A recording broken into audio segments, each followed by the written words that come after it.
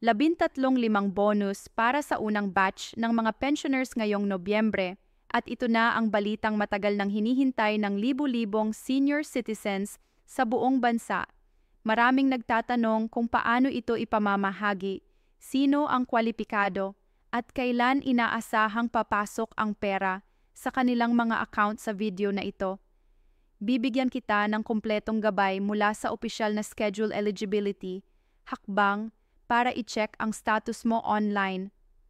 Mga tip para maiwasan ng scam hanggang sa praktikal na payo kung paano pinakamatalinong gamitin ang bonus na ito para sa gamot, pagkain, at emergency fund.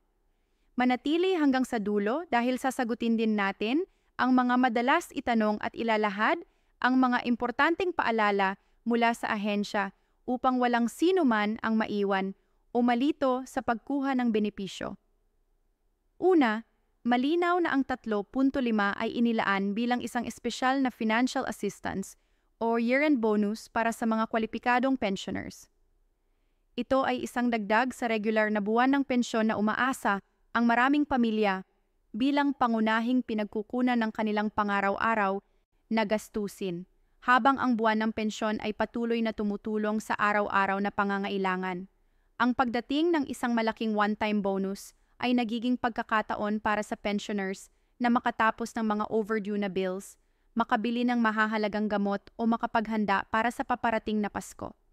Mahalaga ring tandaan na ang payout na ito ay nakatakda para sa unang batch sa unang linggo ng Nobyembre at automatikong ipapasok sa parehong account kung saan tumatanggap ng regular na pensyon. Kaya hindi kailangan ng hiwalay na aplikasyon o pagpunta sa sangay para i-claim ito, para sa mga taong hindi pa sigurado kung kasama sila sa unang batch. May ilang simpleng hakbang para i-verify ang status. Ang pinakadirektang paraan ay ang pag-login sa MySS online portal o paggamit ng opisyal na mobile app ng SSS. Kapag naka-login, puntahan ang sekso ng pension transactions o disbursement schedule at hanapin ang entry na may label na Special Bonus Nobi o katulad na paglalarawan. Kung nakalista doon ang iyong pangalan o account, ibig sabihin ay pasok ka na sa unang alon ng payout. Kung wala pa, may posibilidad na kasama ka sa mga susunod na batch depende sa verification ng iyong account or sa pagproseso ng mga papeles. Kung wala ka ring MySS account, maaari kang magpa-register o humingi ng tulong sa pinakamalapit na SSS branch o sa help desk ng SSS para ma-verify ang iyong status. Mahalagang paalala ang PH5 bonus ay automatikong ilalagay sa account ng pensioner at hindi nangangailangan ng anumang bayad o processing fee. May lumilitaw na mga scam o pikeng mensahe na humihingi ng bayad kapalit ng pag-claim ng bonus. Huwag maniwala sa mga ito. Wala ring opisyal na third party na nagpaproseso ng bonus. Ang lahat ng transaction ay nagmumula lamang sa opisyal na sistema ng SSS at mga partner banks.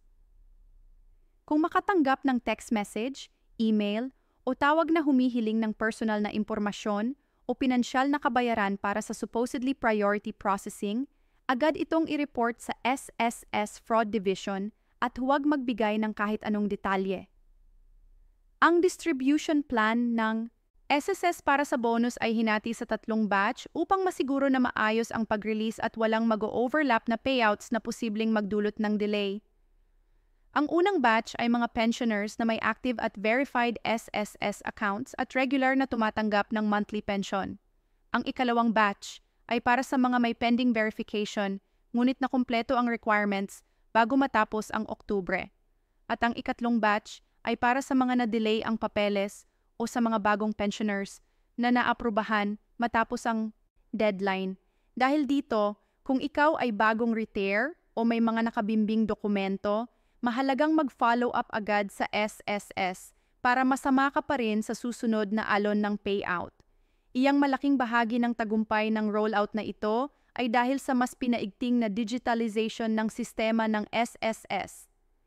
Sa mga nakaraang taon, nag-invest ang ahensya sa pagpapabuti ng kanilang online platforms upang mapadali ang access ng mga miyembro. Ngayong Nobyembre, Inaasahang marami sa mga pensioners ang makakatanggap ng abiso sa pamamagitan ng MYSS portal. Text alerts mula sa opisyal na hotline o notifications mula sa kanilang bangko para sa mga hindi tech o walang internet access. May mga barangay-based assistance at mobile service vans na magbibigay ng on-site help sa mga lugar na malayo sa city centers. Ang mga local government units ay karaniwang nakikipagtulungan sa SSS para matiyak na walang mahihirap o isolated na pensioner ang hindi makakatanggap ng impormasyon. Para sa mga tatanggap, may ilang practical na rekomendasyon kung paano best gamitin ang PH5 upang makamit ang maximum benepisyo. Unang-una, gugustuhin ng marami na gamitin ang bahagi nito para sa mga medikal na gastos, gamot, consultation fees, or dental work dahil ito ang kadalasang pinakamalaking item sa budget ng senior citizens.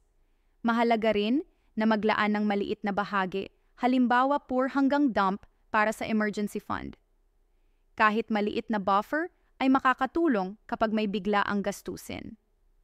Kung may utang na mataas ang interest, maaaring i-prioritize ang pagbabayad ng utang na yon upang mabawasan ang interest burden sa susunod na buwan. Para sa mas pinlano at ligtas na paggamit, pwedeng hatiin ang bonus sa ilang bahagi, medikal, pangaraw-araw na pangangailangan, maliit na pag-iipon at konting kasiyahan o regalo para sa pamilya. Ang GSIS bilang parallel na institusyon para sa government employees ay mayroon ding sariling programa ng year-end assistance or bonus kung saan maaaring magkaiba ang halaga at schedule. Kung ikaw ay retirado mula sa gobyerno at kwalipikado sa GSIS, siguraduhing i-check din ang kanilang opisyal na komunikasyon para malaman kung may pinagsamang payout o magkakahiwalay ang schedule. May mga pagkakataon na ang parehong SSS at GSIS pensioner ay maaaring makatanggap ng dalawang magkaibang benepisyo kung natutugunan ang mga kondisyon ng bawat ahensya. Subalit, hindi lahat ay parehong makakatanggap kaya mahalagang kumpirmahin ang status sa bawat ahensya. May mga technical at logistical considerations din na dapat tandaan. Dahil sa sabayang paglabas ng pensyon at bonus, inaasahan ng pagdagsa sa mga ATM at bangko. Kung maaari, mas mainam na gumamit ng online banking o cardless withdrawal options upang maiwasan ang haba ng pila. At ang panganib ng pagdadala ng malaking cash. Para sa mga wala pa ring access sa digital banking, mainam na magplano ng timed withdrawal, pumunta sa bangko o ATM sa oras na hindi matao upang mas mabilis ang transaksyon. Ang mga bangko at mga cash agents ay kadalasang nagbibigay ng notification kapag may malaking volume ng withdrawals. Subaybayan ang mga anunsyo upang hindi masayang ang biyahe. Si Ram's bank account details and I-update na contact information payout and involving bank detailsing for magkudulot ng delay or pagkabigo ng credit. Pumunta sa MYS portal or sa pinakamalapit na branch para i-update ang bank account number, mobile number at address. Tandaan na ang proseso ng pag-update ay may cut-off. Kung malapit na ang payout, dapat tiyakin na na-update bago ang napag-usap deadline upang maiwasan ang pagkaantala. Para sa mga pamilya ng pensioners, magandang pagkakataon ang bonus na ito para magplano ng household budget at magbigay ng suporta kung kinakailangan.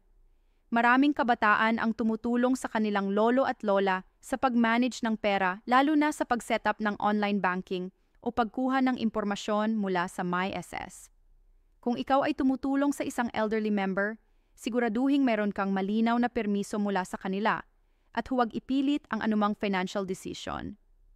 Mahalaga ring protektahan ang personal na impormasyon ng pensioner at iwasan ang pagbibigay nito sa mga hindi kilalang tao. May mga legal at policy considerations na pwedeng magtanong ang ilan. Bakit nga ba atin ang halaga at may posibilidad ba itong magbago sa susunod na taon? Ang halaga ng year-end bonuses or special assistance kadalasang nakadepende sa financial standing ng ahensya, actuarial assessments at budgetary allocations. Hindi palaging garantisado na ito ay magiging permanenteng bahagi ng pensyon. May mga pagkakataon na ito ay isa sa mga pagkakataon na ito ay one of assistance. Kapag may sapat na pondo, kung patuloy ang magandang revenue, koleksyon at kontribusyon ng mga miyembro, may mas mataas na posibilidad na magpatuloy o tumaas ang halaga sa mga susunod na taon, ngunit hindi ito siguradong mangyayari. Ang transparency ng ahensya sa paglalabas ng financial reports at actuarial studies ay mahalaga upang maunawaan ng publiko ang basehan ng alokasyon ng ganitong mga bonus. Nasa usapan na ng mga dokumento at requirements. Kadalasan ang mga pension-related payouts ay base sa existing records ng SSS. Kung may kulang na dokumento o kailangan ng further verification, madalas naaabisuhan ng pensioner o ang kanilang kinatawan. Mahalaga na panatilihing maayos ang mga personal records tulad ng birth certificate, marriage certificate kung applicable, bank account details at identification cards. Para sa mga may kinatawan, dapat merong notarized authorization o iba pang legal na dokumento kung ang isang tao ang kukuha ng benepisyo para sa pensioner. Ang padyak ng mga local government units at community organizations ay malaking tulong din sa pag-abot ng impormasyon sa mga senior citizens. Maraming LGU ang nagbibigay ng assistance desks, special orientations or infrives upang ipaliwanag ang proseso at mga paalala. Kung may mga tanong o duda, mabuting kumontak sa local SSS office o pumunta sa opisyal na website at social media channels ng SSS para sa mga opisyal na abiso. Iwasang umasa sa hindi kumpirmadong impormasyon mula sa social media posts o forwarded messages na walang katibayan. Para sa mga naghahanap ng alternatibong pagkakakitaan o dagdag na suporta, maaari ring tingnan ng mga pensioner ang mga community-based programs tulad ng livelihood workshops, small micro-enterprise grants mula sa LGU or assistance mula sa NGOs na tumutulong sa mga senior citizens.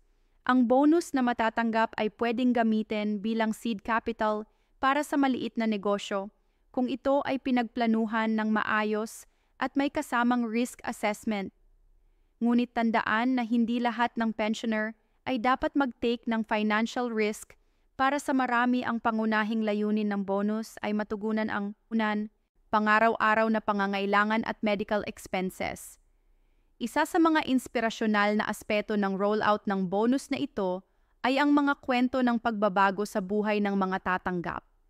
Marami ang nagbahagi ng kanilang pasasalamat dahil sa nagawang pagbabago ng maliit o malaking bahagi ng kanilang araw-araw na pamumuhay.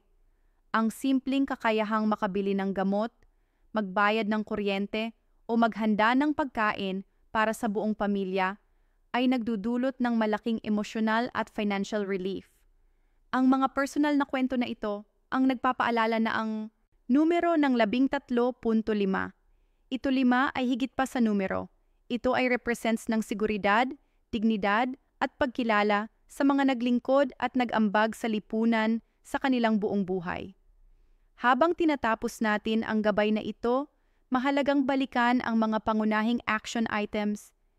I-check agad ang portal para sa special bonus Nobyembre 225 entry.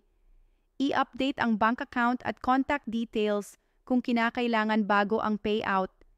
Iwasan ang anumang kahinahinalang mensahe na humihingi ng bayad. Gamitin ang bonus ng maingat at may prioridad sa medical at emergency needs at humingi ng tulong mula sa pamilya, LGU o SSS Health Desk kung may alinlangan. Sa ganitong paraan, masisiguro na ang bawat piso ng bonus ay mapapakinabangan ng max at walang mawawalang benepisyaro dahil sa administrative issues. Sa huli, ang tatlong libonus ngayong Nobyembre 25 ay patunay na may mga programang naglalayong padaliin at pagbutihin ang buhay ng mga pensioners sa oras na kailangan nila ng dagdag na suporta. Ito ay pagkakataon para sa mga retirado at kanilang pamilya na magkaroon ng breathing room sa kanilang household, budget, at magplano ng mas mahinaong pananalapi para sa darating na taon. Kung ikaw ay kabilang sa unang batch, malugod na batiin ka.